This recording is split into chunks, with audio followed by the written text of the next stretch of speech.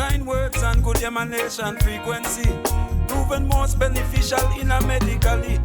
It can bring down the tone, so not to riot stampede. It can reach to your soul and feel to your need.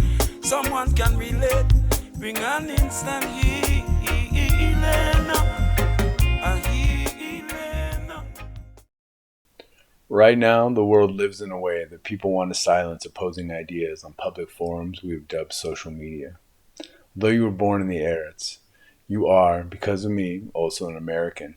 It's odd that America, a place founded on ideas so radical that they were considered criminal by monarchies of the day, is now almost criminalizing ideas itself within its citizenship.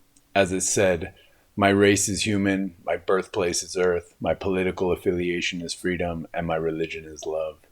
I finally chose not to vote in the last presidential election here because I didn't think either of them was genuinely good for the world. I'm sick of voting for the lesser of two evils. People are still savagely abusing one another here over that election. It reminds me of what I read about Jamaica in the 70s, where wealthy men presided over impoverished mobs, willing to kill one another in their politician's name.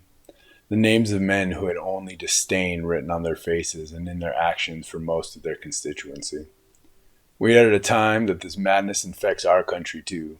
By canceling people for their opinions or thoughts, even if some of them seem foolish or dark, we put them in a kind of prison. I'll explain. In the Torah, there is no punishment like prison. The vast majority of punishments are financial. A handful are lashes, and there are some capital punishments that in enacting correspond to the four elements of wind, water, fire, and earth. The reason, it is believed, is that a person in prison can't make the things they did right through repentance and through proper action. Teshuvah, or repentance in English, has amazing healing properties. Locking a person up without helping them learn from their mistakes and giving them tools for a better life is destroying their life. If someone steals $10,000 from someone, the penalty would be $20,000. That's returning the $10,000 they stole and knowing what it's like to lose $10,000 of their own money. Simple, measure for measure. If that thief cannot pay it back, say they spent it all and had nothing, they would be forced into servitude to the person they owed it to. This is about as close to prison as the Torah gets. The idea behind this was that the person who had no money and had to steal would live with someone who theoretically lived a successful life and had a strong family household, and from this, learn how a good life should be led. If the person who was robbed only had one pillow, they must give it to the servant. The servant was not there to be treated ill and work like a dog by the person they owed money to, but rather to be rehabilitated and shown a better way to live while paying off their debt.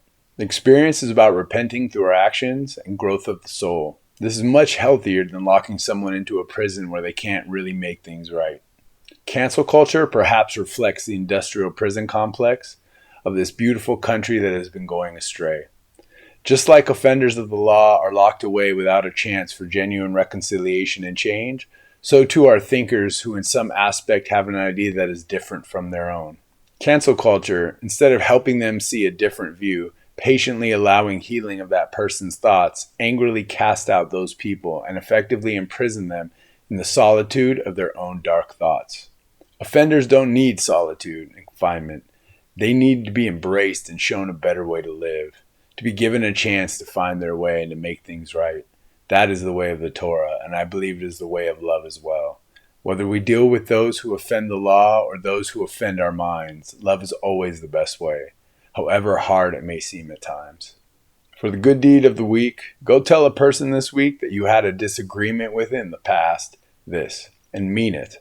I might not agree with you on some things, but I still have love for you. Save the humans. If you have had disagreements with other people, for extra credit, say it to a different person you had a disagreement with in the past, each day of the week.